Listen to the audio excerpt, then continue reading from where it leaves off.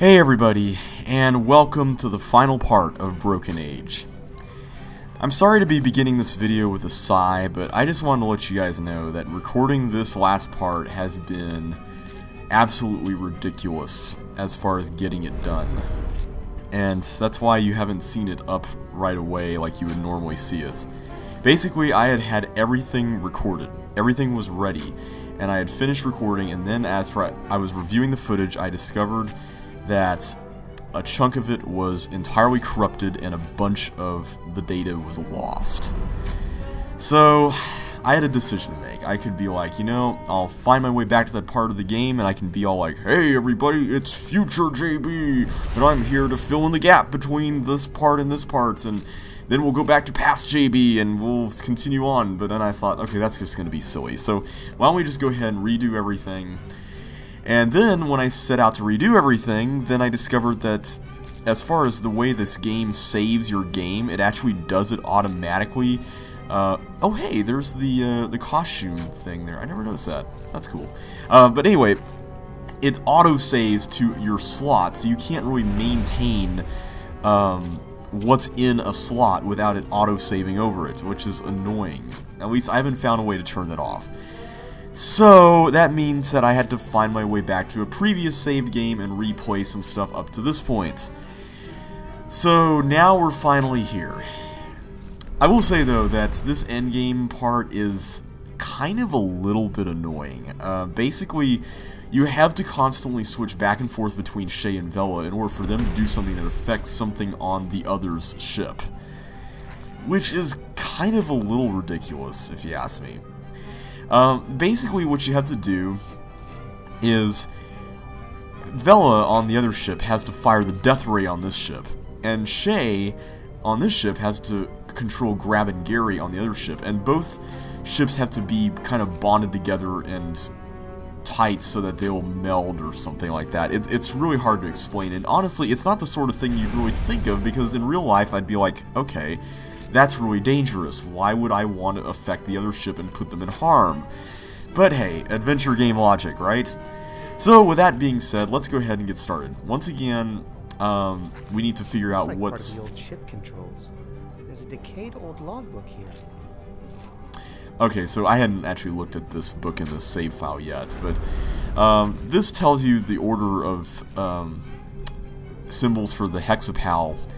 And I did look at the video that I had recorded before with where everything was and all that, just to get a reference. And I do have the notes here with me, so let's go upstairs. And what we want to do is we want to give the hexapal our radio that we found. Because if we don't have the radio, we can't pull it away from Dancing with Rocky. We need the radio because it needs to fix something. And thankfully, it likes fixing things more than it likes dancing, so that's good for us.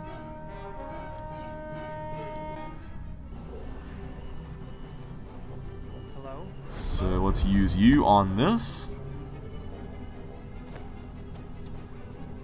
Hey, little hexapal. You still have some electrical geniusness deep in there somewhere? Sorry. She's all about the rhythm now. Hey! Well, look at that. His tinkering must be wired in on a deeper level. Yeah! And he's already done. Still, better come with me. Aww. Sorry, Rocky. Let's give the radio to Alex so that he can continue to be distracted, because right now, you'll notice that the door closed, and if we try to go back there, he won't let us through. But if we use this... We're outside the gate. How did you get that old thing working? Never mind. Let me have it. I can use it to call Loruna and straighten out this mess once and for all. I believe we can go down without any problem. Hello? Yeah, the door will open. I think if you didn't give him the radio, it would be an issue. But anyway, we've got the hexapal with us now, which is good, because now we need to introduce him to some friends over here. So remember, we couldn't get past these guys, but maybe if we show them that we've got something very similar to them, they'll be more kind to us. Let's see if that works.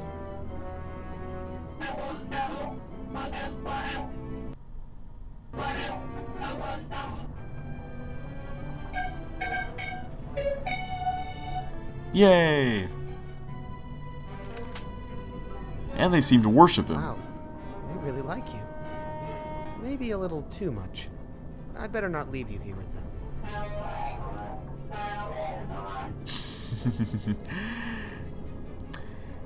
However, when we leave, they actually follow us.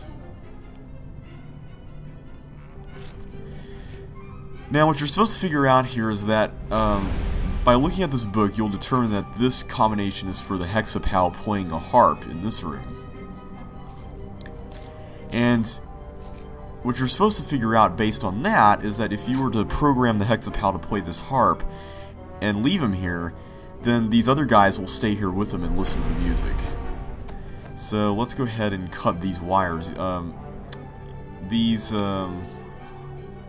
This combination right here is for dancing, basically.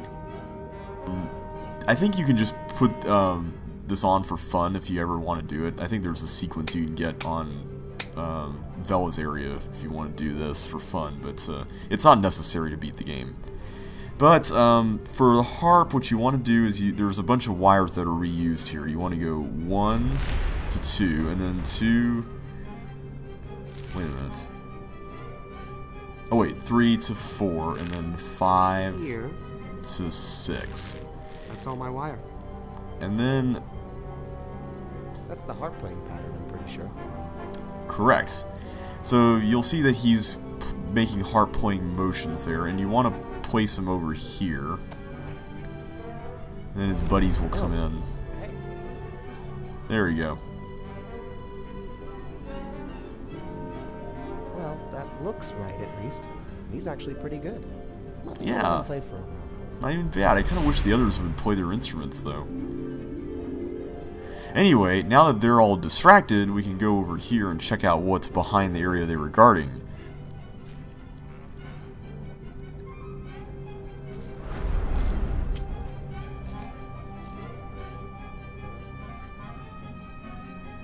What's this over here? What? Hey, this switch is just an old drum mallet. I hope the engine's not just an old tuba. Indeed, so now we got a mallet. What's over here? That's a weird animation. There's another one of these mallets. There, now the power's back on. I think. And now we've turned the power back on to the death ray, because remember when Vella had used it in the last video, it got zapped over here. So now if we were to use it again, hopefully without Alex interfering, at least the power is on. If we didn't have the power on and Vella used the switch, then it wouldn't work. Nothing would happen. She would just comment on how it didn't work and how Alex fixed it. And basically, that's a clue that you really want to get Alex distracted. The question, though, is how do we get Alex distracted? Because he's not going to come down here with a harp playing. Well, here's where things get really complicated, because we need to use the information that we learned from this harp playing pattern over on Vella's ship, and we need to use some information we learned on Vella's ship over here. Yeah, so let's go ahead and switch over to Vella real quick, and I put her here in the big room where you would activate the death ray. Now, what you're supposed to figure out is, like we had to explore at the last video with the Space Weaver is not going to budge. So you need to find a way to distract the Space Weaver, so essentially you can come in here and have Mom or Hope take care of him. And the reason why you want her to do that is so you can go over to the computer room and set the controls for Grab and Gary to manual instead of central. Yeah, it's really strange, but the way you do this is you're supposed to figure out that the harp playing pattern can be used to tickle the Space Weaver. Now, at first I thought that you could do this with these strings of yarn that are up here, because, I mean, come on, this kind of looks like a harp, right? Well, go around it then. We're under fire. Well, actually, you're supposed to do it down here. But you know once the path is woven, the ship follows only. Now, this is really important. Of my control. Notice these burn marks here. Surely the See these ship burn shields marks will here? protect us. There are no shields. take that one back. This one has a little bit of a yellow tint, this one has a blue tint, and this one has a red tint. There is no protocol for this situation. Now, here's the problem with this. New territory here. If you don't notice this now, you're going to have to either stop your recording and go back and watch it again, which is what I did, and that's how this whole thing got corrupted. Or, you're going to have to mess up this whole puzzle because it's timed, and you're going to have to go back and reset everything to the point where you can view this again. Yeah. So notice that this is yellow and it goes from here to here, this is blue and it goes from here to here, this is red and it starts from here and goes to here. But we want to do the heart plane pattern for now. So you do, let's see, 1 to 2, 2 to 3, or 3, 4, and 5, 6. Well, who does? Alright. Well, that's evocative. Of course, like I said, Vella would have no way of knowing this, so it just makes no logical sense. But what you're supposed to do is you're supposed to put the hexagal here. Like that. And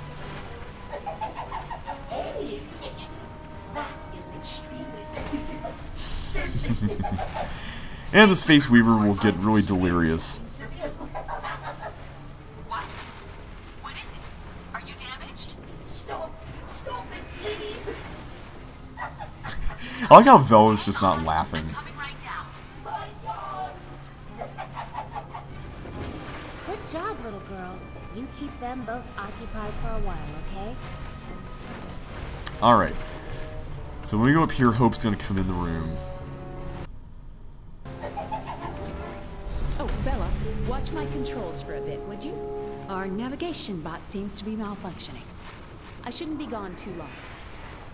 Now here's where things are kind of a little sticky, because like I said, you have to do this on a timed basis. If you take too long, she's going to go back to the room and set the controls back to Central, and you're going to have to start this whole process of tickling the Space Weaver and doing all this stuff all over again, which is rather annoying. Essentially what this comes down to is you have to distract the adults while the kids do all this stuff with the gal people things. So here we go into this room, we press the button in here. Strange. Let's hope this isn't the self-destruct button. Oh, it was already on manual? Okay, I think you have to set it back like that. That may be a bug in the game. Okay. I'm pretty sure that's how you have to do that. So anyway, I'm just going to go ahead and position Vella out here because I think we're ready for her to do her part as long as Alex is distracted, which we haven't achieved yet. But what you're supposed to figure out for Alex is that the burn mark combination that we saw here on the hexagal is what the hexagal normally does by waving her arms around with a flashlight, doing the safety dance thing with the traffic cone. And ultimately what you want to do is you want to create a sufficient enough ruckus for Alex to come down here, and the only way to do that is to give this mallet to the hexapal. So let's pick him up here and have him do that exact same set of movements, but position him here near the drum so that he'll continuously beat it. Hey, I bet you'd look cute holding this. He does, and then just put him over here.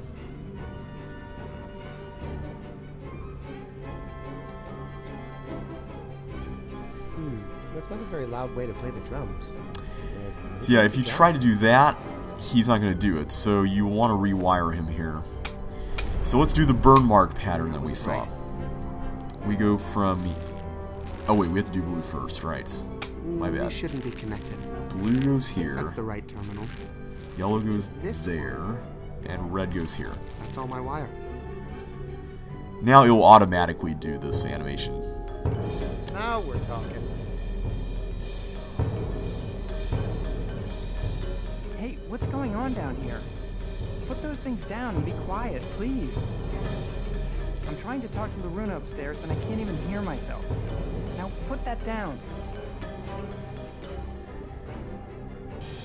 For some reason he disappeared there. Alright, but he's sufficiently distracted now. So now Shay can go up here to the main area and activate Grab and Gary and supervise the death ray while Vella activates it from the other ship.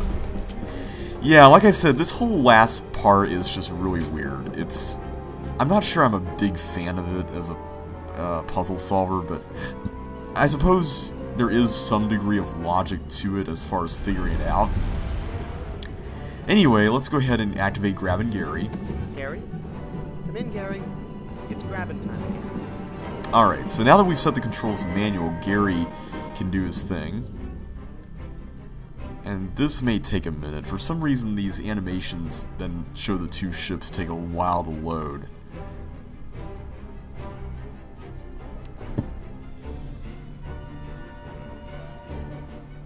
Come on. Wait for it. Also, there is a bunch of rain pouring outside right now. Alright, there we go. So now the ship is connected to the other ship. And all we need to do now... It's an honor to be grabbed by such a professional. Indeed it is. We just need to go to Vella and activate the death ray. Now that it's all powered up.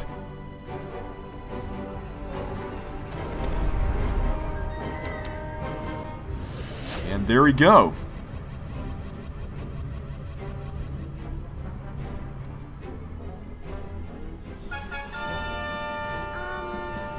Should we do something about that? I don't know where Shay went. Should touch the young man's things, dear.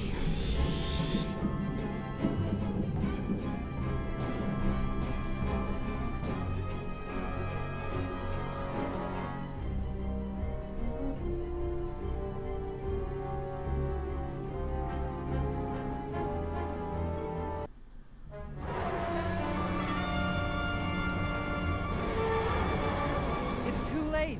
The meltdown has started. Everybody out!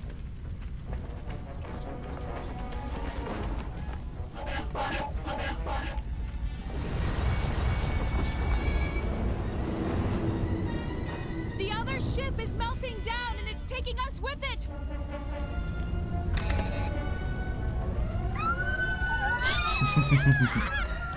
Everybody!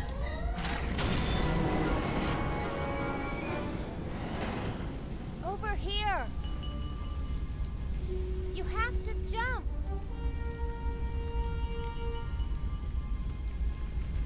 I'll catch you.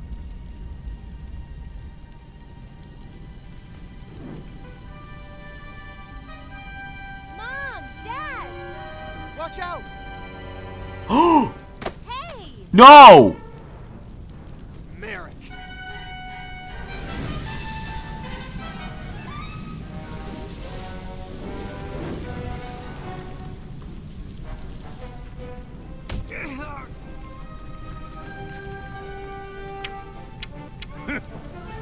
Bam! Yeah! I thought you were a... baker! Yeah.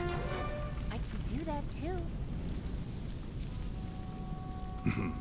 Grandpa approves.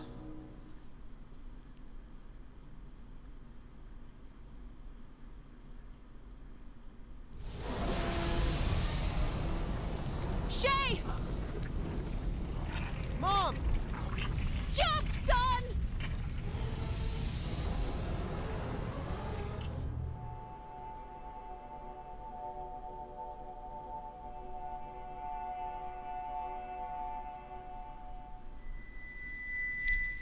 No!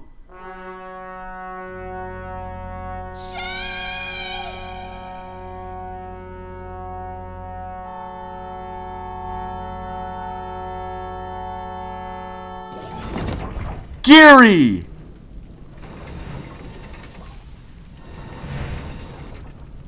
Gary? Yeah! Gary! No! Gary, get out of there! Gary! No! Aww.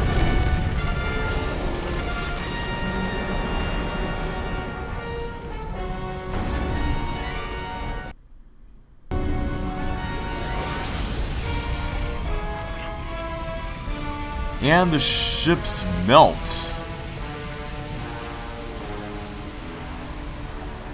Forming a bridge.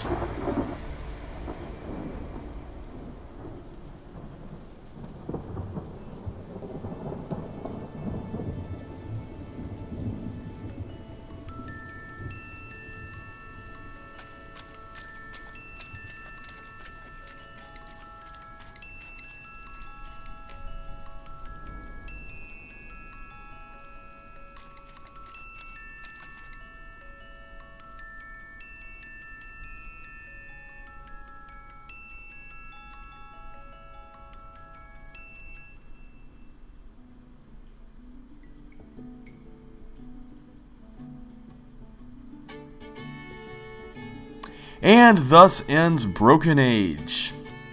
I hope you enjoyed this Let's Play. It was certainly a really fun one to do.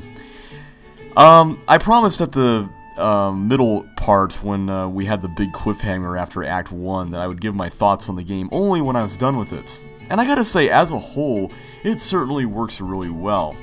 Also, we get some really nice endgame art pieces here that show what happens after the conclusion of the story.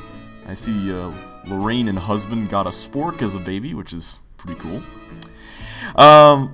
Overall, I really enjoyed this game. I thought it was a masterclass in design, characters, just so many things that just came together to form a fun experience.